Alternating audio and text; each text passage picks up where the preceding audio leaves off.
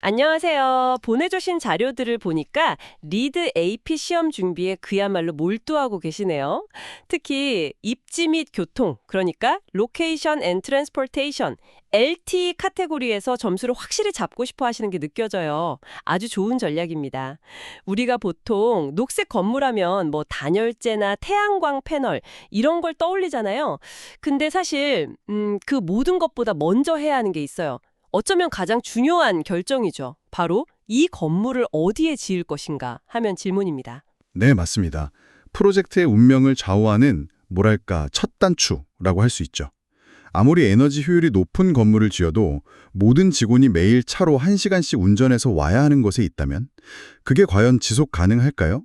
건물의 위치는 보이지 않는 탄소 발자국부터 커뮤니티와의 연결, 그리고 사는 사람의 삶의 질까지 정말 모든 걸 결정합니다. 바로 그거죠. 그래서 오늘은 당신의 시험 합격을 위해서 이 LT 카테고리의 핵심 크레딧들을 한번 제대로 파헤쳐 보겠습니다. 그냥 항목만 쭉 나열하는 게 아니라 왜 이런 기준이 생겼는지 그 배경까지 이해해서 머리에 확실히 남을 수 있도록 말이죠. 자, 당신이 지금 막 지속 가능한 건물을 짓는 임무를 맡은 프로젝트 매니저라고 한번 상상해 보세요. 첫 삽을 뜨기 전에 부지 선정의 완벽한 플레이북을 함께 열어볼까요? 좋습니다. 가장 먼저 LT 카테고리에서 가장 강력한 한 방이 될 수 있는 크레딧부터 시작하죠. 가장 강력한 한 방이요? 그거 뭐 게임의 치트키 같은 건가요? 거의 그렇다고 볼 수 있습니다. 바로 Lead for Neighbor Development Location 크레딧입니다. 다른 LT 크레딧들을 하나하나 힘들게 증명할 필요 없이 이거 하나만으로 코어 앤 쉘 프로젝트 기준으로 최대 20점까지 얻을 수 있으니까요. 그야말로 슈퍼스타 크레딧이죠. 와, 20점이면 어마어마하네요.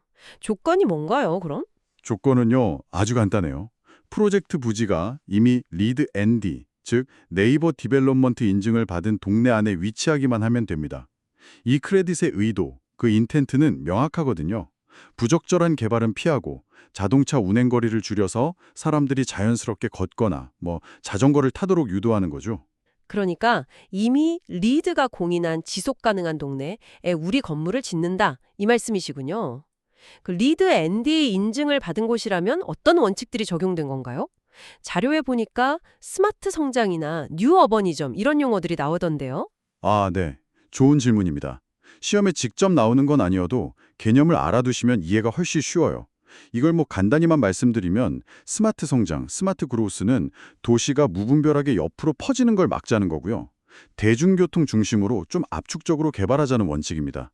그리고 뉴 어버니즘은 주거, 상업, 업무 시설을 한 동네에다 섞어서 자동차 없이도 생활이 가능한 그런 보행 중심 커뮤니티를 만들자는 개념이고요. 리드 앤디 인증 지역은 바로 이런 원칙들이 잘 구현된, 이미 검증이 끝난 곳이다. 이렇게 보시면 됩니다. 그렇군요. 그럼 리드 NED 기증 인증을 받은 동네라면 어디든 괜찮은 건가요? 아니면 혹시 인증에도 단계나 종류가 있어서 잘 살펴봐야 하는 그런 함정이 있을까요? 시험에 나올 만한 포인트가 있을 것 같은데요. 아, 네, 정확해요. 그게 바로 핵심적인 시험 함정이죠. 모든 리드 NED 프로젝트가 해당되는 건 아니고요. 반드시 최종적으로 인증받은, 즉 Certified 프로젝트여야 합니다. 단순히 GBCI에 등록된 레지스터드 상태거나 아니면 심사가 진행 중인 프로젝트, 이런 건 점수를 받을 수 없어요. 아, 그러니까 프로그램에 참여하겠다고 그냥 신청만 한 상태로는 안 되고 모든 욕구 조건을 다 충족해서 졸업장까지 받은 상태여야 한다. 이 말이군요. 맞습니다. 좀 더 구체적으로 시험에 나오는 버전으로 짚어드리자면 리드 NED 파일럿 버전에서는 스테이지 2 또는 스테이지 3 인증, 그리고 우리가 주로 다루는 리드 V4 버전에서는 Certified Plan 또는 Certified Project만 해당됩니다. 예비 승인 단계의 스테이지 1 같은 건 제외된다는 점, 이거 꼭 기억하셔야 해요. 점수도 NED 등급, 즉 Certified, Silver, Gold, Platinum에 따라 다르게 주어지고요. 알겠습니다. 그럼 가장 이상적인 시나리오는 리드 NED 플래티넘 등급을 받은 동네의 프로젝트 부지를 찾는 거겠네요. 만약 그게 어렵다면 이제부터는 우리가 직접 부지를 평가해야 할 텐데 가장 먼저 피해야 할 곳부터 알아봐야겠죠? 일종의 지뢰밭 같은 곳이요? 네, 바로 Sensitive Land Protection Credit입니다. 이름 그대로 민감한 토지 보호죠. 리드가 여기는 절대 건드리지 마세요 하고 빨간 줄을 그어놓은 것들이 몇 군데 있습니다. 시험을 위해서는 이 금지구역 리스트를 꼭 외워두셔야 해요. 어떤 곳들인가요? 크게 4가지 카테고리로 나뉩니다. 첫째, 프라임 펌랜드. 이건 미국 농무성이 지정한 우수 농지입니다. 식량 안보랑 직결되는 곳이니까 당연히 보호해야겠죠? 둘째는 플러드 플레인스. 우리말로는 범람원인데 PMI가 지정한 100년 주기 범람원에 해당하는 지역입니다. 100년 주기 범람원이요? 그러니까 통계적으로 매년 1% 확률로 침수될 수 있는 지역, 이걸 말하는 거군요. 근데 말이 100년이지 사실 기후변화 때문에 요즘은 이런 100년 만의 홍수가 훨씬 더 자주 일어나는 것 같던데요. 네네, 바로 그 점이에요. 리디가 이걸 넣은 게 단순히 환경보호를 넘어서는 의미가 있어요. 기후변화 시대의 건물의 회복 탄력성, 즉 리질리언스를 처음부터 설계에 반영하라는 거죠. 위험한 곳에 짓지 않는 게 가장 확실한 재해 예방이니까요. 그렇군요. 아, 그냥 외우는 것보다 훨씬 와닿네요. 세 번째는 뭔가요? 셋째는 해비텟, 즉 멸종 위기종이나 생물 다양성에 중요한 서식지입니다. 특히 국제자연보전기관인 네이처서브가 G1, 그러니까 Critically Imperiled 또는 G2, Imperiled 로 분류한 종의 서식지가 포함됩니다. 마지막으로 네 번째가 시험의 구체적인 수치로 자주 등장하는데요. 바로 워터바디스, 수역, 그리고 웨틀랜스, 습지입니다. 아, 수치라면 집중해야겠네요. 네, 일반적인 강이나 호수 같은 수역, 워터바디스로부터는 100피트, 약 30m 이내에는 개발하면 안 됩니다. 그리고 습지, 웨틀랜즈로부터는 50피트, 약 15m 이내에 개발하면 안 되고요. 이 두 숫자를 헷갈리게 만드는 문제가 단골로 출제돼요. 잠깐만요. 둘 다 중요한 수자원인 것 같은데 왜 이격거리가 다른 거죠? 수역은 100피트인데 습지는 50피트라니 왜죠? 그거 아주 좋은 질문입니다. 그 이유는 두 생태계의 특성과 기능이 다르기 때문이에요. 수역은 보통 뚜렷한 경계를 가지고 있잖아요. 그 주변의 완충지대가 수질오염을 막고 생태계를 유지하는데 더 넓은 폭이 필요하다고 보는 거고요. 반면에 습지는 물을 정화하고 홍수를 조절하는 스펀지 같은 역할을 하거든요. 그 기능이 발휘되는 핵심 영역이 상대적으로 좁고 밀집되어 있어서 50피트의 완충지대로도 최소한의 보호가 가능하다고 보는 거죠. 물론 둘 다 매우 중요하지만 규제의 현실성이랑 각 생태계의 특성을 반영한 결과라고 이해하시면 됩니다. 아하, 그런 차이가 있었군요. 그럼 연못 옆 50피트 지점에 건물을 지어도 되는가 이런 문제가 나온다면 연못은 습지가 아닌 수역이니까 100피트 규정을 적용해서 안 된다고 답해야겠네요. 완벽합니다. 바로 그렇게 응용하실 수 있어야 해요. 알겠습니다. 그럼 개발의 네거티브 목록은 확인했네요. 땅을 고를 때 밟으면 안 되는 지뢰들을 피한 셈이죠. 근데 리드는 단순히 나쁜 선택을 피하는 것에서 그치지 않잖아요. 오히려 적극적으로 이런 곳에 지으면 더 좋습니다라고 말하는 가산점을 주는 부지들도 있다고요. 맞습니다. 그게 바로 High Priority Site, 즉 우선 개발 부지 크레딧입니다. 사회적으로나 환경적으로 개발이 권장되는 3가지 유형의 부지를 제시하는데요. 시험에는 각 옵션의 정확한 정의를 묻는 문제가 자주 나옵니다. 첫 번째 옵션이 역사지구네요. 네, 옵션 1은 Historic District입니다. 그런데 그냥 역사지구에 짓는다고 점수를 주는 게 아니고요. 역사지구 내에 있는 인필 부지, 인필 사이트에 위치해야 한다는 조건이 붙습니다. 이게 핵심이에요. 인필 사이트요. 용어만 들으면 채워 넣는 부지라는 뜻 같은데 정확한 정의가 뭔가요? 비유하자면 마치 치아 사이에 빈 공간이 생겼을 때 임플란트를 심는 것과 비슷한 느낌일까요? 하하, 그거 아주 적절한 비유인데요. 새로운 땅을 개간해서 도시를 확장하는 게 아니라 기존 도시 구조 안에 비어있던 땅을 채워 넣어서 개발하는 걸 장려하는 거죠. 리드의 공식적인 정의는 프로젝트 경계 반경 12마일, 그러니까 800m 이내 토지의 75% 이상이 이미 개발된 토지를 의미합니다.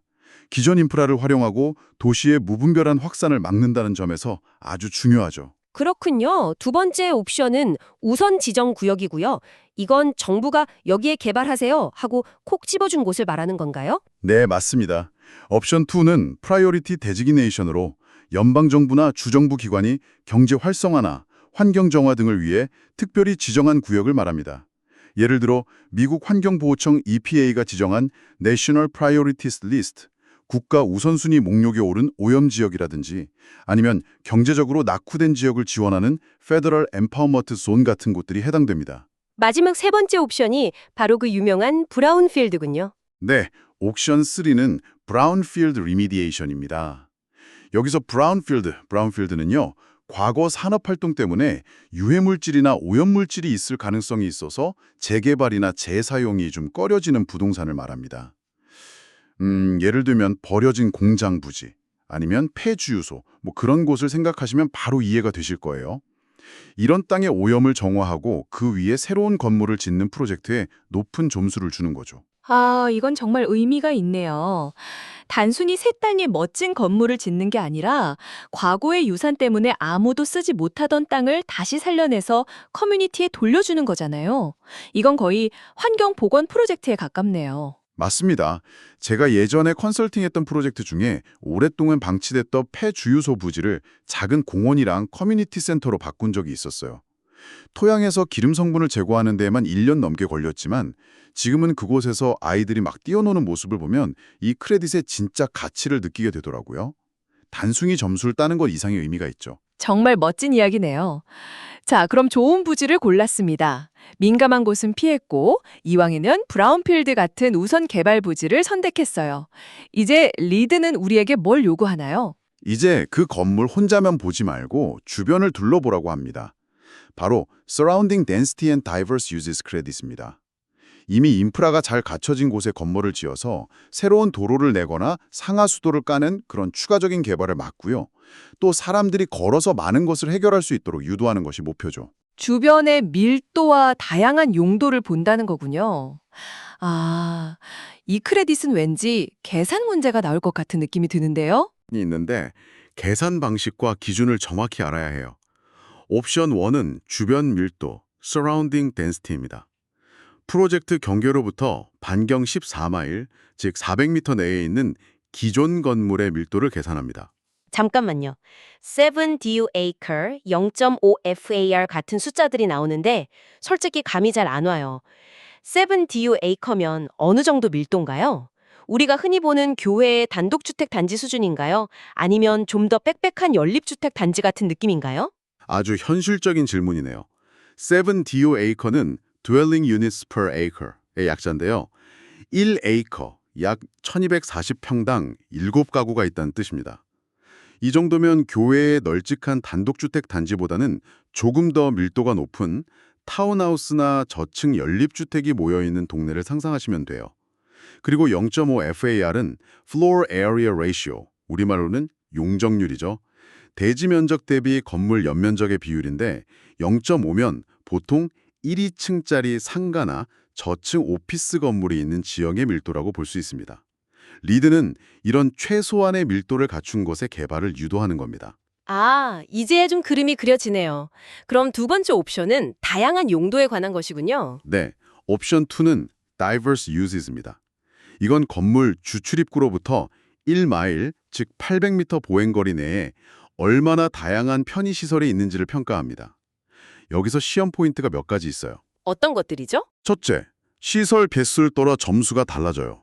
4개에서 7개 시설이 있으면 1점, 8개 이상이면 2점.